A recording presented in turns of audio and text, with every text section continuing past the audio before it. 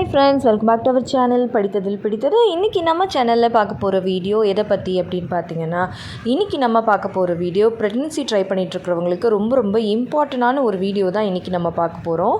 இது எது ரிலேட்டடானது அப்படின்னு பார்த்தீங்க அப்படின்னா, இப்போ இருக்க காலகட்டத்தில் குழந்தையின்மை அப்படிங்கிறது ரொம்பவே அதிகமாகிக்கிட்டே வருது. இந்த குழந்தையின்மைக்கு முக்கியமான காரணங்கள் என்னென்ன, அதே மாதிரி நம்ம பண்ணுற எந்த ஒரு மேஜர் தவறு இந்த குழந்தையின்மைக்கு ஒரு பெரிய பிரச்சனையாக அமையுது அப்படிங்கிறது தான் இந்த வீடியோவில் நான் உங்ககிட்ட ஷேர் பண்ண போகிறேன்.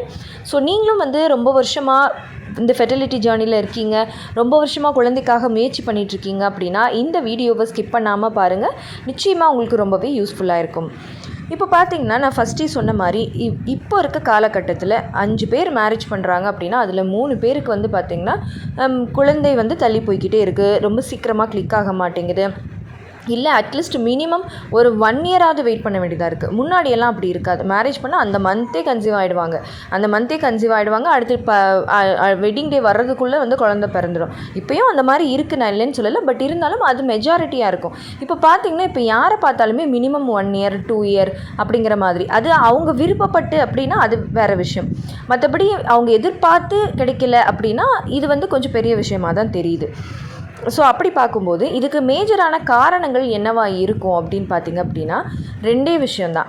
ஒன்று பார்த்திங்கன்னா அவங்களோட லைஃப் ஸ்டைல் சேஞ்சஸும், இன்னொன்று அவங்களோட அறியாமை அப்படின்னு சொல்லலாம்.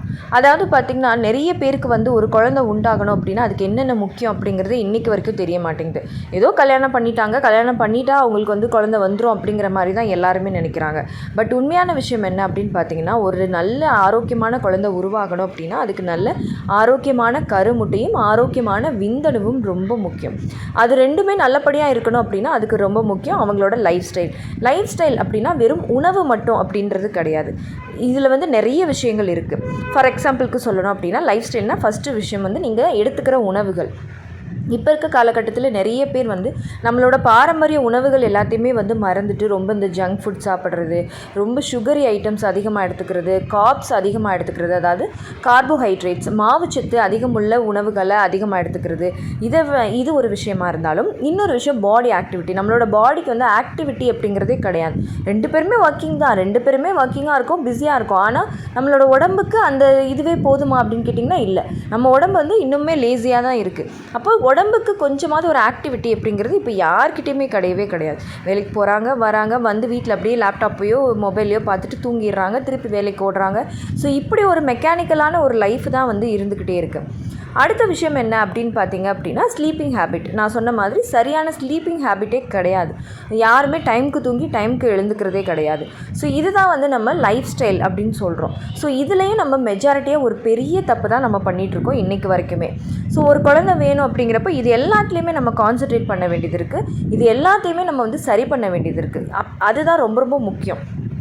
அதுக்கப்புறம் இன்னொரு விஷயம் என்ன அப்படின்னு பார்த்தீங்கன்னா, நான் அறியாமைன்னு சொன்னேன். அது என்ன அறியாமை அப்படின்னா, நான் சொன்ன மாதிரி அவங்களுக்கு ஒரு அவேர்னஸ் வேணும்.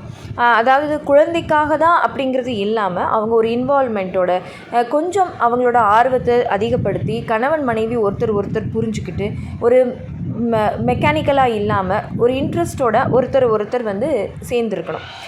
அது இல்லாமல் ஏதோ குழந்தைக்காக நினச்ச நேரமெல்லாம் ஏதோ தேவைப்படுது அப்படிங்கிறதுக்காக அப்படி இல்லாமல் ஒரு உணர்வு பூர்வமாக அந்த மாதிரி ஒரு இன்வால்மெண்ட்டோடு இருக்கணும். அதுவும் அவங்களுக்கு ஒரு நல்ல மைண்ட் ரிலாக்ஸேஷன், ஒரு ஸ்ட்ரெஸ் ஃப்ரீ, பாடியில் ஆட்டோமேட்டிக்காக ஹார்மோன்ஸ் எல்லாமே நல்லபடியாக சுரக்க ஆரம்பிக்கும்.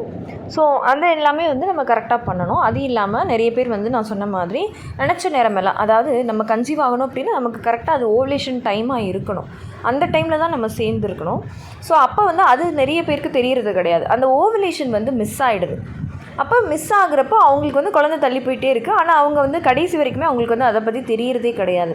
நம்ம அந்த ஓவலேஷனை மிஸ் பண்ணுறோம் அப்படிங்கிறது இல்லாமல் அவங்க போய் சொல்லும்போது என்ன சொல்லுவாங்க, இல்லை நாங்கள் எல்லாமே கரெக்டாக தான் இருக்கோம், நாங்கள் 2 பேருமே கரெக்டாக தான் எல்லாமே இருக்கோம், கரெக்டாக பண்ணுறோம் அப்படின்னு சொல்லும்போது அவங்களுக்கு அப்போ என்ன தோணும், ஓகே அப்போ இவங்க எல்லாமே ப்ராப்பராக இருந்தும் இவங்களால குழந்தை உண்டாக முடியல அப்படின்ற மாதிரியான ஒரு முடிவுக்கு தான் வர முடியும்.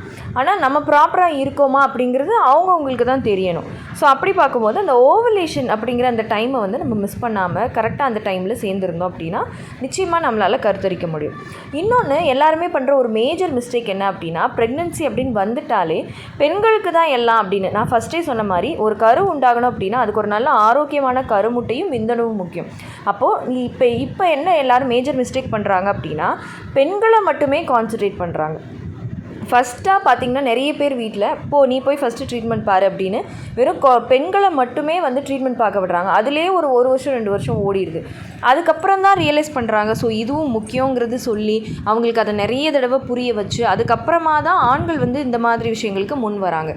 ஸோ அப்படி இல்லாமல் நீங்கள் வந்து ஸ்டார்டிங்லேயே வந்து கரெக்டான ஒரு டாக்டரை பார்த்து பெண்களும் சரி ஆண்களும் சரி 2 பேருமே நல்லபடியாக டெஸ்ட் எடுத்து உங்களுக்கு என்ன ப்ராப்ளம் என்ன இல்லை அப்படிங்கிறது தெரிஞ்சுக்கிட்டு நீங்கள் மூவ் பண்ணிங்க அப்படின்னா ரொம்ப சீக்கிரமாகவே நீங்கள் இயற்கையாக கருத்தரிக்கலாம்.